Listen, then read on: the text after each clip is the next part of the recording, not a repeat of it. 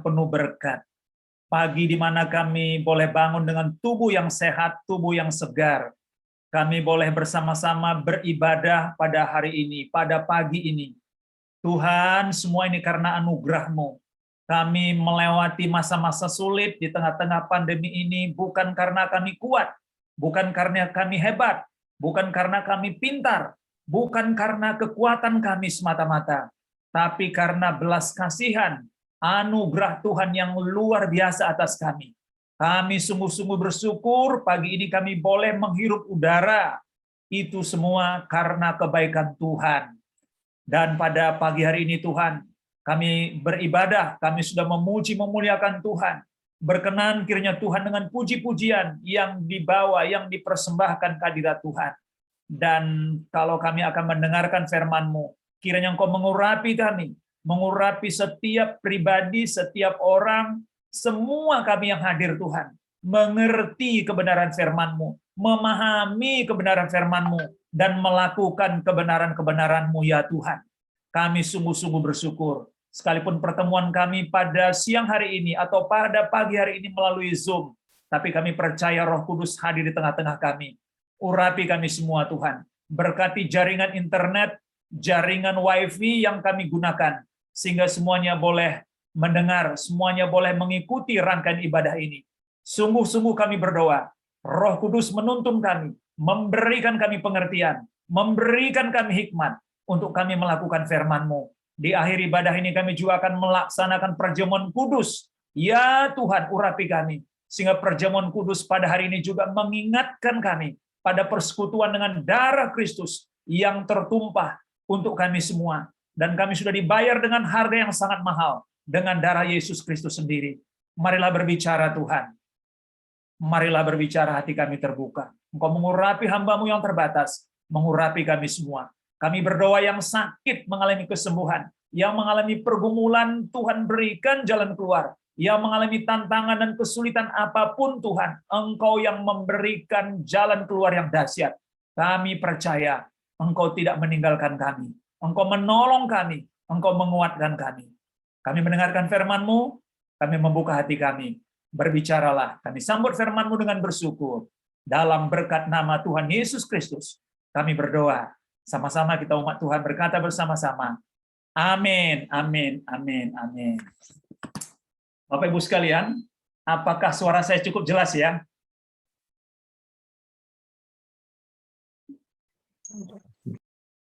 Pak Wayan, suara saya cukup jelas? Ya, jelas Pak. Baik, ya, jelas Pak. Terima kasih, terima kasih. Baik, pertama-tama saya ucapkan selamat pagi, selamat kalau di sini sudah siang ya, jadi selamat siang, selamat pagi. Semuanya salam hangat dari Provinsi Bali, persisnya dari wilayah Tanah Lot, kepada semua saudara yang ada di Jakarta, di GBI Jatinegara Timur nomor 56. Nah, mungkin antara ekspresi mulut saya barangkali itu sedikit terganggu ya, karena barangkali penggunaan internetnya, tapi saya kira yang penting suaranya cukup jelas. Baik, kita akan masuk hari ini. Saya minta tolong dibuka linknya, Pak Wayan. Oke, baik, terima kasih. Topik kita pada pagi hari ini berbicara adalah kita adalah bangsa, keluarga yang terpilih. Jadi Bapak Ibu sekalian, topik ini atau tema ini merupakan bagian pergumulan dalam kehidupan. Siapakah kita sebenarnya? Siapakah saudara sebenarnya? Mengapa kita harus berada di muka bumi ini? Dan kalau kita membuka dalam kitab suci, mari kita buka bersama-sama dari 1 Petrus pasal 2 ayat yang ke-9. Di sana dikatakan dengan jelas, ya, kalau kita lihat di slide, dengan tegas dikatakan, tetapi kamulah bangsa yang terpilih. Nah, jadi bukan bangsa sembarangan. Dalam terjemahan lain dikatakan, tetapi kamulah keluarga yang terpilih. Ya. Imamat yang rajani, bangsa yang kudus, umat kepunyaan Allah sendiri. Jadi ini kita kepunyaan Allah ya, bukan kepunyaan orang lain, kepunyaan Allah sendiri. Supaya kamu memberitakan perbuatan-perbuatan yang besar dari Dia, yang telah memanggil kamu keluar dari kegelapan kepada terangnya yang ajaib. Saudara-saudara sekalian, konteks ayat ini berbicara kepada jemaat Tuhan pada masa lampau, ketika bangsa Israel, ketika umat Tuhan setelah mengalami api Pentakosta di loteng Yerusalem, maka mereka mengalami tantangan, mereka mengalami pergumulan, maka mereka melakukan diaspora, mereka hijrah karena tekanan kehidupan. Tekanan sebagai orang percaya pada waktu itu begitu berat. Tapi kita bisa melihat ketika umat Tuhan ini pergi ke berbagai tempat, ke wilayah jajahan Roma, Diakoponia, ke Galatia, ke Efesus, ke berbagai tempat pada masa itu. Petrus mengatakan sekali lagi, firman Tuhan yang disampaikan kepada umat Tuhan oleh Petrus berkata, kamulah bangsa yang terpilih. Bukan berarti kalau kamu tinggal di wilayah Korintus, tinggal di wilayah Galatia, tinggal di wilayah Roma, atau di jajahan Roma, kamu bukan anak-anak Tuhan. Tapi dimanapun kamu berada, kamu adalah bangsa yang terpilih. Nah, kata bangsa yang terpilih, mari kita lihat dalam slide berikutnya. Nah, kita melihat tetapi kamulah. Di sini kita melihat penegasan tetapi kamulah. Hari ini semua saudara yang hadir di sini, ayat ini berlaku buat saudara. Ayat ini bukan hanya berlaku kepada bangsa Israel 2000 tahun yang lalu, tapi berlaku kepada kita. Jadi dengan kata lain, ketika dikatakan tetapi kamulah, artinya kita membayangkan, kita berimajinasi, kita melihat diri kita sebagai bangsa, sebagai keluarga pilihan. Itulah sebabnya Petrus kembali membicarakan keadaan orang-orang pilihan, orang-orang percaya. Sekalipun kita orang-orang percaya, orang-orang pilihan mengalami pergumulan, bukan berarti kita kehilangan identitas. Identitas kita sangat tegas dikatakan, tetapi kamulah. Mari kita lihat di slide berikutnya. Bangsa yang terpilih. Dalam terjemahan lain dikatakan, keluarga yang terpilih. Jadi kalau disebut bangsa yang terpilih, berarti bukan bangsa sembarangan. Kalau disebut dengan keluarga yang terpilih, bukan keluarga sembarangan. Benar-benar dipilih. Kata dipilih berarti dari sekian banyak saudara terseleksi. Ya, kita baru saja misalnya pada waktu yang lalu memiliki atau memilih anggota-anggota DPR, anggota-anggota DPRD, mereka dipilih. Mereka terpilih. Bahwa seorang percaya kepada Kristus, jadi saudara-saudara sekarang yang percaya kepada Kristus, membuktikan bahwa kita, semua saudara, adalah orang pilihan.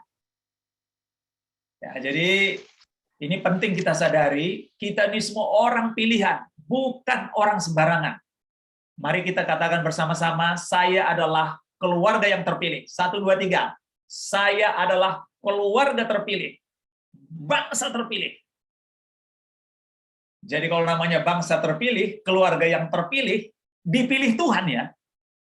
Saya melihat beberapa teman, beberapa keluarga-keluarga waktu keluarganya terpilih sebagai anggota DPRD, mungkin sebagai wali kota, wah bangga sekali. Mereka buat acara yang semarak. Tapi saudara, bukan terpilih jadi anggota DPRD atau jadi pejabat, tapi bangsa terpilih, keluarga terpilih karena Kristus yang memilih. Bagaimana caranya? Waktu kita menerima Kristus sebagai Tuhan dan Juru Selamat, kita adalah orang pilihan. Ini yang harus kita camkan. Jadi kata bangsa terpilih, kata keluarga yang terpilih, berarti terseleksi. Berarti betul-betul terpilih dari miliaran manusia menjadi umat Tuhan. Mungkin pertanyaannya begini, kenapa saya yang terpilih, yang lain tidak terpilih? Pilihan itu dimulai dari kita. Kalau kita memilih Kristus, menerima Kristus sebagai Tuhan dan Juru Selamat, kita adalah keluarga atau bangsa yang terpilih. Banyak orang mendengar Injil, banyak orang mendengar kabar baik, nggak mau menerima Kristus. Bahkan meninggalkan Kristus. Bahkan ada orang-orang Kristen dalam tanda kutip meninggalkan Kristus karena jabatan, karena posisi, karena uang. Tapi kita bisa melihat umat Tuhan tetap kuat. Itulah sebabnya Petrus mengatakan pada umat Tuhan 2000 tahun yang lalu, di tengah-tengah kesulitan, di tengah-tengah tantangan, di tengah-tengah pergumulan, di mana mereka dikejar, ditangkap, dan dipenjarakan, firman Tuhan mengatakan, kamu terpilih. Kamu bangsa yang terpilih. Jangan minder, jangan takut, maju terus. Itulah sebabnya Bapak Ibu sekalian, di tengah situasi seperti ini, jangan pernah kita mengatakan kepada diri kita, oh Allahkah malangnya nasibku. Oh betapa sulitnya hidupku. Oh betapa menderitanya aku. Bukan bahasa kita seperti itu. Katakan di hadapan Tuhan, aku adalah umat-Mu. Engkau sudah memilih aku sebagai keluarga, sebagai bangsa pilihan. Aku percaya Engkau memelihara aku. Itulah tekad kita. Itulah semangat kita. Karena kita bangsa yang terpilih. Di slide berikutnya. Nah, dikatakan imamat yang rajani. Bapak Ibu sekalian, latar belakang ayat ini mengingatkan bangsa Israel pada masa lampau. Jadi kalau kita belajar dalam perjanjian lama, imam besar itu hanya 1 tahun sekali bisa masuk dalam kemah maha suci. Bayangkan Bapak Ibu sekalian, kalau kita membaca kisah ini, itu luas Israel pada masa lampau dari Dan sampai Berseba. Jadi kalau orang jalan dari Berseba ke Yerusalem atau dari Dan sampai ke Berseba, itu dibutuhkan kira-kira 4 hari jalan kaki. Ya, jadi saudara bisa bayangkan untuk ketemu Tuhan itu bisa membutuhkan waktu 4 hari, bahkan ada yang 1 minggu, tergantung kecepatan berjalan kaki. Dan kita membayangkan 2000 tahun yang lalu itu belum ada transport, belum ada pesawat, belum ada motor. Jadi orang jalan kaki. Dan mereka membawa masing-masing persembahannya. Ada yang membawa domba, ada yang membawa kambing. Dari keluarga-keluarga yang sederhana membawa burung tekukur atau burung merpati untuk dipersembahkan. Itu 1 tahun sekali. Tapi ketika Kristus tersalib di Golgota, dia berkata, sudah selesai, maka tirai di bait Allah itu terbelah 2. Maka sejak saat itu semua kita, sekali lagi saya ulang, semua kita tidak perlu menunggu 1 tahun sekali menemui Tuhan. Kita bisa setiap hari menemui Tuhan. Kita bisa setiap hari berdoa. Kita bisa setiap hari berseru kepada Tuhan.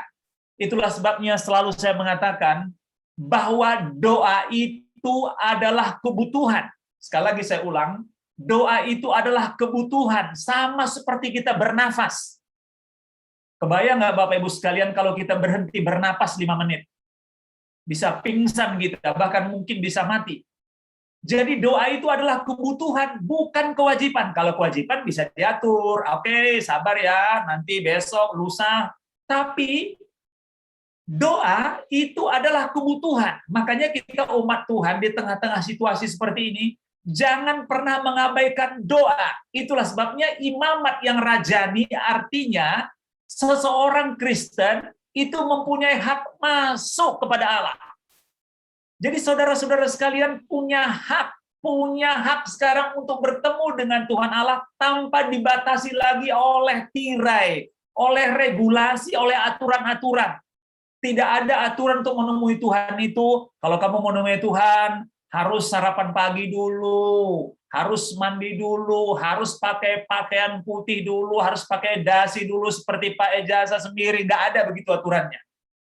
Kita datang kepada Allah dengan hati yang penuh dengan ucapan syukur, dan Allah membuka hak. Itulah sebabnya salah satu bagian yang sangat terpenting dalam kekristenan, kita diangkat menjadi imamat yang rajani. Kata imamat yang rajani, kita bisa ketemu dengan Tuhan dalam doa kapanpun kita mau. Makanya saya mendorong kita semua umat Tuhan, jangan malas berdoa.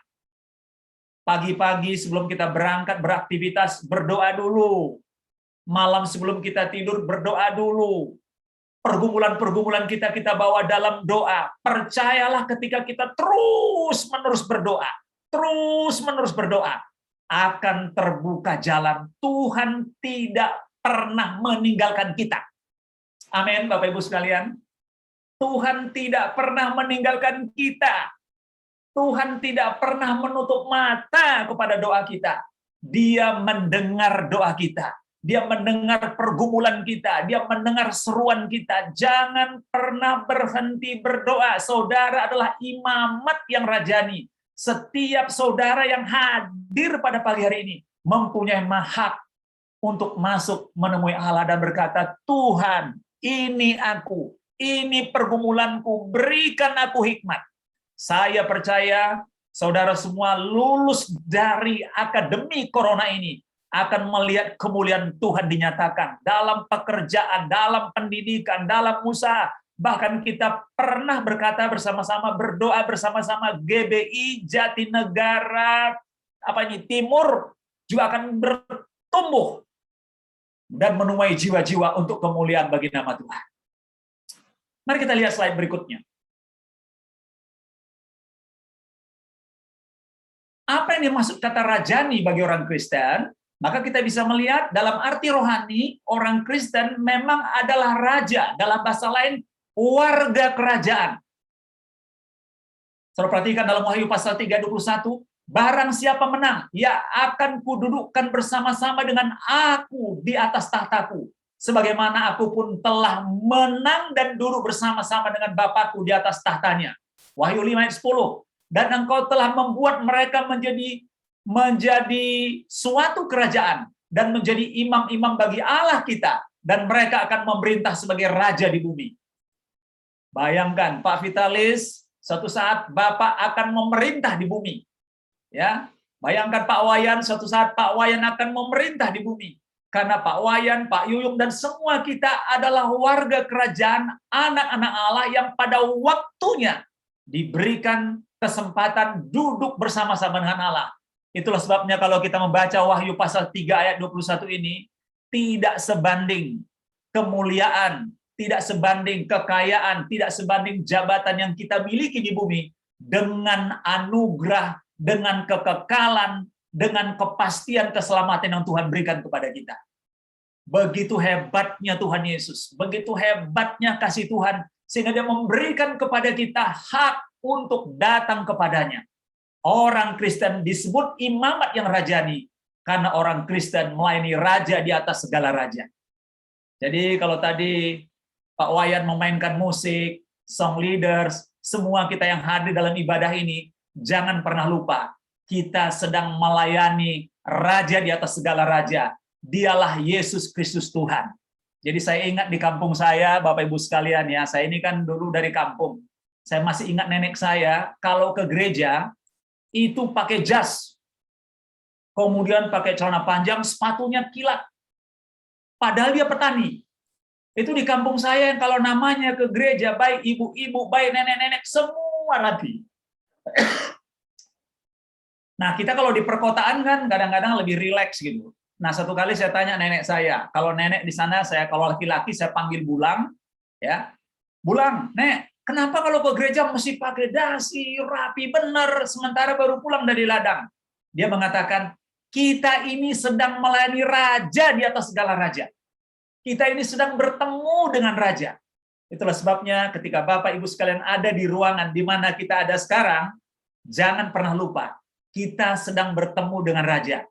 Siapa yang mau ketemu dengan raja pakaiannya sembarangan, ketemu dengan raja nggak mandi gitu, ada? Kalau ada angkat tangan. Nggak ada kan? Semua kita kalau ketemu raja itu rapi, bersih, pakai parfum, mandi. Saudara adalah warga kerajaan, anak-anak raja. Anak-anak raja yang sudah dibeli, sudah dipindahkan dari kegelapan kepada terangnya yang ajaib. Kita selanjutnya, silahkan. Nah, bagian yang berikut, dikatakan perlu diingat bahwa kita ini adalah bangsa yang kudus. Apa yang dimaksud dengan bangsa yang kudus? Bangsa yang kudus di sini saya kasih tanda kutip, dalam pengertian lain ada perbedaan dengan dunia. Orang Kristen yang telah dipilih supaya ia bisa berbeda dari orang-orang lain. Perbedaan itu terletak dalam fakta bahwa ia didedikasikan pada kehendak Allah dan pada pelayanan Allah. Artinya, di tengah-tengah situasi seperti ini banyak orang bersungut-sungut, banyak orang mengeluh, banyak orang menggerutu. Tapi firman Tuhan mengatakan dalam 1 Tesalonika pasal 5, Saudara perhatikan di dalam ayat 9 dikatakan, bersukacitalah senantiasa.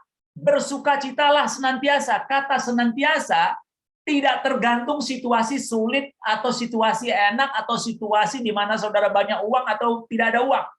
Kata bersukacitalah senantiasa itu mengandung adverb imperatif, perintah.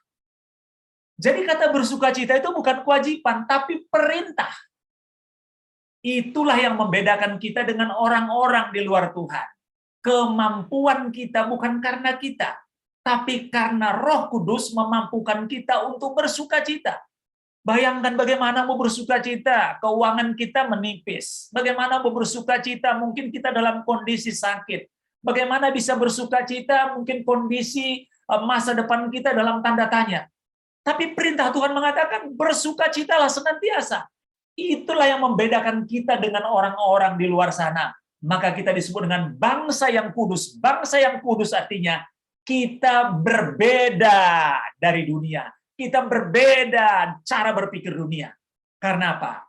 Kita adalah keluarga. Kita bangsa yang dipilih. Bangsa yang kudus yang sudah ditebus oleh darah Kristus. Mari kita lihat bagian yang terakhir. Nah, bagian yang keempat, yang terakhir, dikatakan umat kepunyaan Allah sendiri. Saudara bisa membayangkan, kalau dalam bahasa lain begini bahasanya, umat kepunyaan yang Allah miliki. Jadi kita dengan kata lain, miliknya Allah. Kepunyaannya Allah. Saudara bisa membayangkan apa yang saudara lakukan kepada milik atau benda atau barang yang berharga. Saudara pasti akan rawat. Di Provinsi Bali ini, di wilayah saya ini banyak sekali orang-orang asing itu memelihara anjing. Itu anjing itu saudara-saudara sekalian kalau dipelihara bukan satu. Ada yang pelihara 2, ada yang 3, ada yang 4, ada yang 5. Saking sayangnya kepada anjing, itu anjingnya dikasih baju. Dan saudara-saudara sekalian ini yang membuat saya kaget. Makanannya mungkin lebih mahal dari makanan kita. Saya beberapa tanya, berapa biaya untuk makan anjingnya? Itu kadang-kadang 1 atau 2 anjing biaya makannya bisa 2-3 juta per bulan. Kita kan makan tempe ya, makan tempe kadang-kadang, makan kerupuk. Ini makanannya daging. Waduh, saya bilang luar biasa sekali. Karena begitu sayangnya dia kepada miliknya, itu sampai ada beberapa anjing itu dikasih tempat tidurnya. Saudara, bukan seperti itu. Kita ini kepunyaan Allah, itulah sebabnya Allah memelihara kita. Percayalah Bapak Ibu sekalian, Tuhan pasti, sekali lagi saya ulang, percayalah bahwa Tuhan pasti memelihara kita. Memelihara masa depan kita, memelihara keluarga kita, memelihara kehidupan kita. Karena kita ini kepunyaan Allah. Amin Bapak Ibu sekalian. Beritahu kepada diri kita sendiri, beritahu kepada sebelah kita, bilang, kita ini kepunyaan Allah. Kita ini kepunyaan Allah. Kita ini kepunyaan Allah. Sesuatu menjadi penting dan berharga karena sesuatu itu menjadi milik dari seseorang yang penting atau orang terkenal. Orang Kristen menjadi penting, umat Tuhan menjadi penting karena ia menjadi milik Allah. Itulah sebabnya saudara-saudara sekalian, seluruh jemaat di Jatinegara Timur 56, jangan pernah goyah, jangan pernah ragu-ragu. Saudara adalah kepunyaan Allah, milik Allah, kesayangan Allah. Nah, persepsi itu yang harus kita tanamkan dalam diri kita. Jadi jangan saudara berpikir, katanya kepunyaan Allah. Kok hidup saya cuma begini? Katanya kepunyaan Allah. Kok saya miskin terus? Katanya kepunyaan Allah. Kok saya cuma kemampuannya begini? Selama saudara membanding-bandingkan diri saudara dengan orang lain, saya beritahu ya, tidak akan pernah puas dalam hidup ini. Jangan pernah banding-bandingkan diri saudara dengan siapapun. Allah memang sudah menciptakan kita unik. Ya. Tidak semua kita menjadi sarjana hukum, tidak semua kita menjadi dokter, tidak semua kita menjadi dosen, tidak semua kita menjadi petani. Bayangkan kalau di Jakarta semuanya lawyer, Siapa kira-kira pasiennya atau kliennya? Kebayang nggak kalau semua di Jakarta dokter, siapa pasiennya? Jadi waktu kita melihat kita kepunyaan Allah, Allah sudah memberikan kita masing-masing potensi. Allah sudah memberikan kita masing-masing kapasitas. Persoalannya banyak kita tidak bersyukur dengan kapasitas kita. Banyak kita menggerutu. Hari ini saya tegaskan, jangan lagi mengeluh, jangan lagi menggerutu, jangan lagi ngomel, jangan lagi banting pintu, banting apalagi itu namanya, banting lemari, semua sudah banting.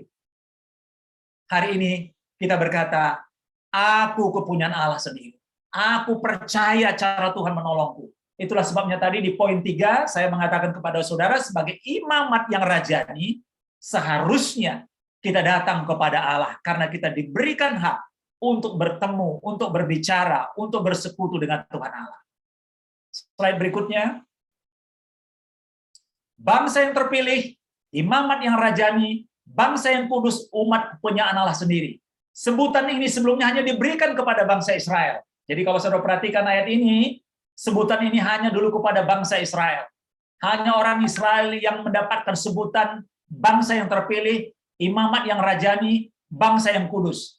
Tapi hari ini, sebutan itu tidak hanya berlaku kepada Israel. Sebutan itu berlaku kepada saudara. Berlaku kepada saudara. Hari ini saya mengatakan saudara adalah bangsa keluarga yang terpilih. Amin. Hari ini saya mau mengatakan bahwa saudara selain bangsa keluarga yang terpilih juga imamat yang rajani. Amin. Kepunyaan Allah sendiri. Jadi itu bukan berlaku 2000 tahun yang lalu, tapi sudah berlaku detik ini kepada saudara. Itulah sebabnya kita bersyukur. Karena Tuhan sudah menebus kita. Sudah membayar kita dengan harga yang sangat mahal. Yaitu dengan darahnya sendiri. Dia sudah menebus kita, memelihara kita. Slide berikutnya. Sekarang sebutan tersebut diberikan kepada gereja. Siapakah gereja itu? Kita. Kita adalah anggota tubuh Kristus. Kitalah gereja itu. Janji yang benar, yang besar, yang dibuat oleh Allah kepada umatnya Israel pada masa lampau. Digenapi kepada Israel yang baru. Kitalah Israel yang baru itu. Kitalah Israel rohani yang baru. Apa yang dijanjikan Allah diberikan kepada kita. Dan kalau Kristus diberikan kepada kita dan dia sudah menebus kita, apalagi yang Tuhan tidak berikan kepada kita.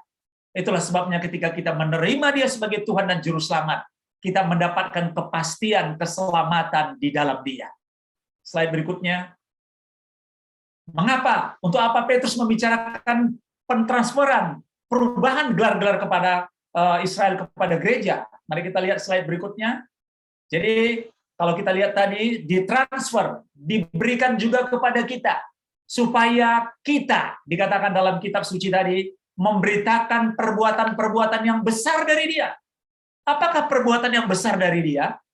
Perbuatan yang paling besar dari dia, dari Kristus, adalah ketika dia mau menjadi manusia.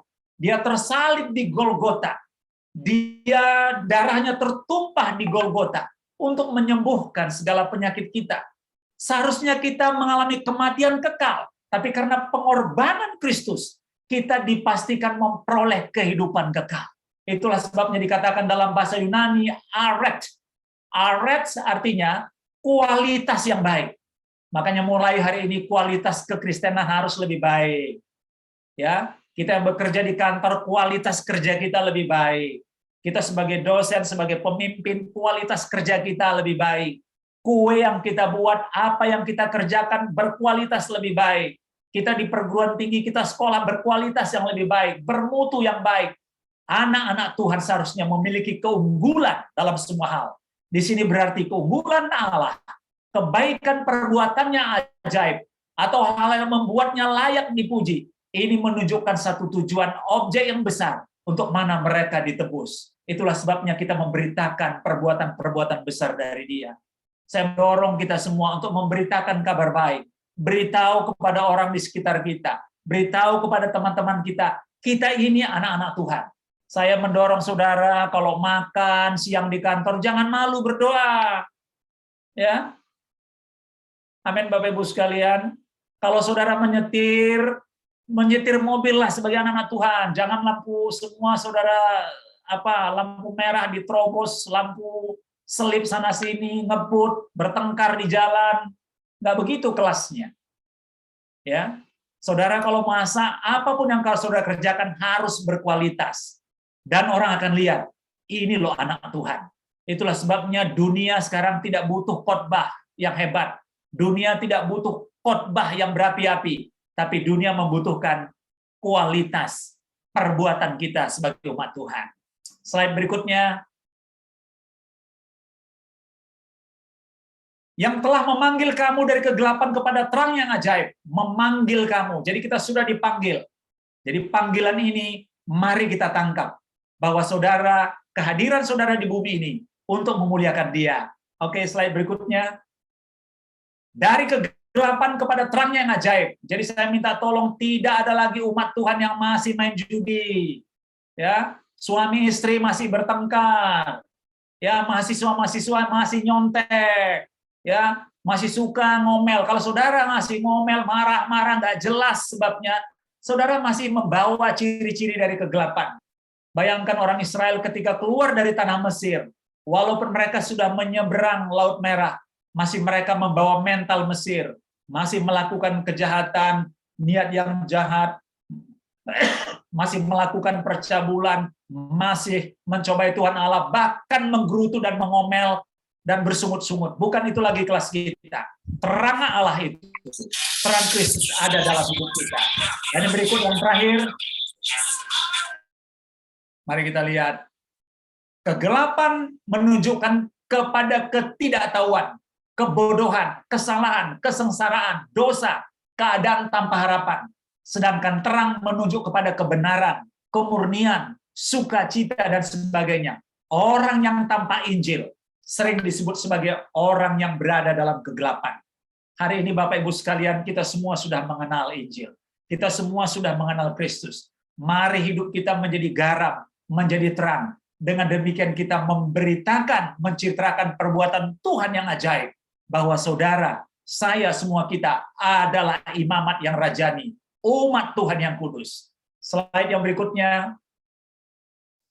Kalau kita bisa melihat, kita membandingkan dalam Matius pasal 16, maka kita bisa melihat bagaimana terang itu telah pindah kepada kita. Bahkan dalam Lukas pasal 1 ayat yang ke-79 saya membaca, untuk menyinari mereka yang diam dalam kegelapan dan dalam naungan maut untuk mengarahkan kaki kita kepada jalan damai sejahtera. Saudara-saudara sekalian, di slide berikut ini kita selesai. Saya mau mengingatkan kepada kita hari ini bahwa kita adalah bangsa, keluarga yang terpilih, imamat yang rajani, bangsa yang kudus, umat kepunyaan Allah. Mari dimanapun kita berada, mari kita memancarkan kasih Tuhan, mari kita memancarkan anugerah Tuhan. Saudara dan saya adalah kepunyaan Tuhan. Dan mulai hari ini kita mengatakan kepada dunia, kita membuktikan melalui perilaku kita, bahwa kita adalah umat Tuhan. Kita akan memasuki perjamuan kudus. Mari kita mempersiapkan hati kita. Mari kita mempersiapkan seluruh hidup kita.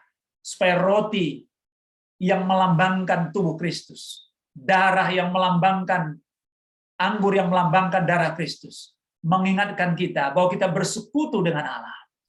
Mari kita berdoa bersama-sama. Bapa, kami berterima kasih buat pagi yang penuh berkat ini. Hati kami melimpah dengan ucapan syukur. Engkau hadir di tengah-tengah kami. Firman-Mu sudah kami dengar ya Tuhan. Kami hari ini adalah bangsa yang kudus. Umat Allah. Imamat yang rajani. Umat kepunyaan Allah. Biarlah kami Tuhan memberitakan perbuatan-perbuatan yang besar dari Tuhan. Perbuatan-perbuatan yang besar dari kasih-Mu Tuhan. Hidup kami menjadi berkat. Perilaku kami menjadi berkat. Yang tadinya kami gampang marah, sekarang kami lebih gampang sabar. Yang tadinya kami begitu gampang emosi, sekarang kami lebih bisa mengelola, menahan diri. Yang sebelumnya kami adalah hidup yang tidak karuan, barangkali bermain judi, barangkali melakukan dosa. Hari ini kami mengambil sikap, mengambil sebuah tekad, mengambil sebuah keputusan. Kami kepunyaan-Mu. Kami mau hidup sesuai dengan firman-Mu, Tuhan. Sesaat lagi kami akan masuk dalam perjamuan kudus. Sucikan hati kami, Tuhan. Layakkan kami, supaya kami berkenan kepadamu. Kami percaya ketika masa pandemik, masa corona ini kami bisa sehat, kami bisa melewati masa-masa sulit ini. Berarti Tuhan memiliki rencana yang hebat buat kami. Untuk kami memberitakan, untuk kami menyatakan perbuatan-perbuatan yang besar dari Tuhan. Persiapkan hati kami untuk menerima darah dan tubuh-Mu ya Tuhan. Marilah Tuhan Kau hadir tengah-tengah kami. Di dalam nama Tuhan Yesus Kristus, kami berdoa dan mengucap syukur. Amin. Bapak Ibu sekalian, mari kita akan masuk dalam perjamuan kudus. Mari kita memegang, mengangkat roti yang ada di tangan kita.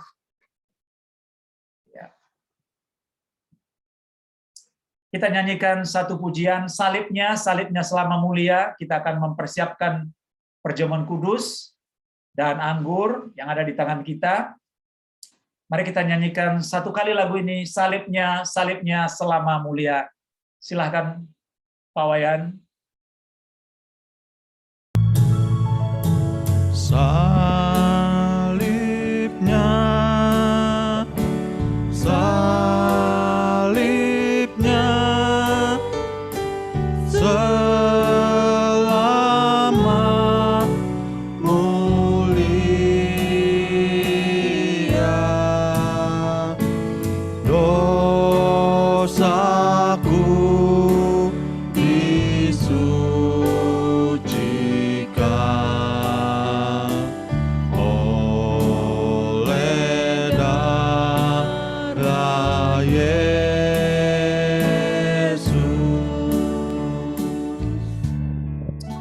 Sekalian, mari kita mengangkat roti di atas kepala kita.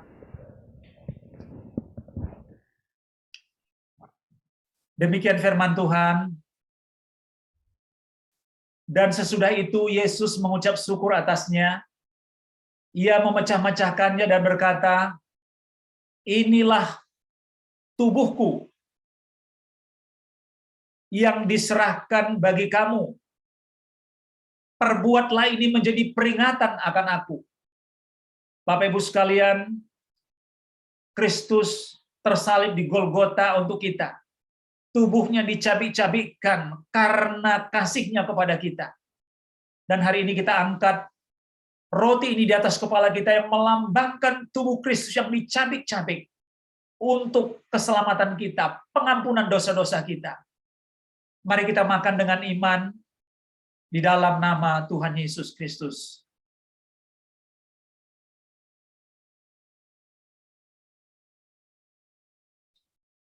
Mari kita mengangkat cawan ini di atas kepala kita.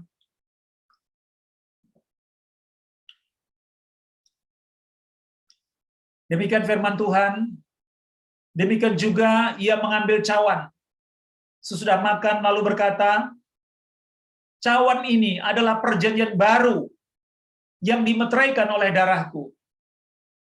Perbuatlah ini setiap kali kamu meminumnya, menjadi peringatan akan aku.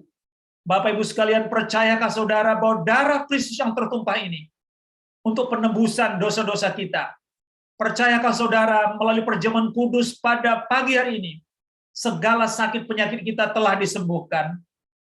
Mari kita minum dengan iman dalam nama Tuhan Yesus Kristus.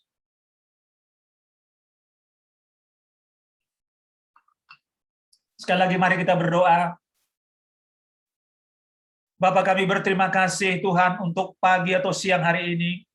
Dalam perjamuan kudus ini kami mengakui, kalau bukan karena pengorbanan-Mu di Golgota, kalau bukan karena kasih-Mu yang Kau curahkan di Golgota, kami ini semua binasa. Itulah sebabnya melalui perjamuan kudus pada siang hari ini kami diingatkan kembali betapa besar kasih Kristus, betapa besar pertolongan Tuhan, betapa hebat, betapa luas, betapa dalam, betapa tinggi kasih Tuhan kepada kami. Sungguh-sungguh kami bersyukur Tuhan. Pada siang hari ini kami berdoa Tuhan, kepada semua jemaat, kami mohon Tuhan, Engkau menolong kami semua. Hari ini saya berdoa ya Tuhan, bagi yang sakit, apapun sakit penyakit dari umat-Mu pada pagi hari ini, dalam nama Yesus Kristus, terjadilah kesembuhan, terjadilah kesehatan yang sempurna. Bagi umat-Mu yang mengalami pergumulan, Tuhan yang membuka jalan keluar. Bagi umat-Mu yang mengalami kesulitan, keputusasaan, Tuhan memberikan kekuatan. Kami hari ini Tuhan mengatakan, kami adalah umat-Mu, milik kepunyaan-Mu, imamat yang rajani, bangsa yang kudus, keluarga yang kudus, umat kepunyaan Allah. Kami percaya Engkau menolong dan melawat kami pada siang hari ini. Inilah hidup kami Tuhan. Kami percaya semua umat-Mu yang hadir pada pagi hari ini, siang hari ini, mereka mengalami kekuatan yang baru. Mereka diteguhkan, mereka diberikan semangat yang baru, bahwa kami semua sesuai dengan firman-Mu adalah umat kepunyaan Allah, milik Allah sendiri. Tuhan yang akan memelihara dengan cara yang ajaib. Terima kasih Tuhan buat firman-Mu. Terima kasih buat perjamuan kudus. Terima kasih buat semuanya Tuhan. Kami percaya semua umat-Mu pada siang hari ini diberkati dengan damai sejahtera, sukacita. Dan kami percaya Tuhan, hidup kami menjadi berkat. Dan melalui hidup kami, nama Tuhan Yesus dipermuliakan. Dalam nama Tuhan Yesus Kristus kami berdoa dan mengucap syukur. Amin, amin, amin.